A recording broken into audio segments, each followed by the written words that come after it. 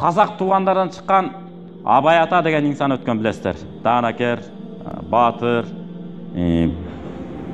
болуш өткен. Ушу киши қазақ еліне 4 жолы болуш болған. 4 жолы. Атасы Құнанбай қанша болған? 2 жолы болуш болған. Анан атасының жанына келип мындай дейді екен. Барыңыздар байқайсыздар, бір жоғарғы илимди, жоса бір жақсы там, игілікті машиналарды алып, игілікті іштерге жетіп қалсаңыз, атаңыз жетпеген нәрсеге сіз жеттіңіз, демек сіз атаңыздан артық төрөлгөн сияқты елестетіп қалышыңыз мүмкін.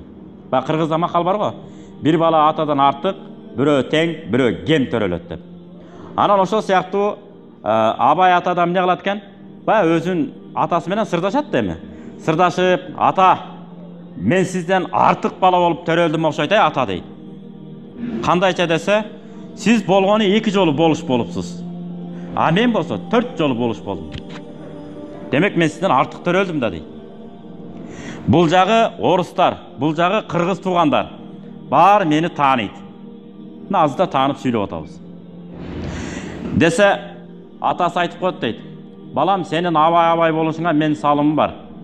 Сен өзүң ошогон 2 абай, дагы бир абай чыгат, дагы бир абай тарбияла.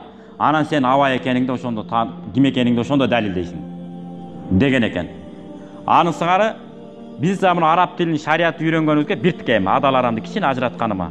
Мен ата-энем салымы бар да, мен асмандан эле келе алган жокмун да.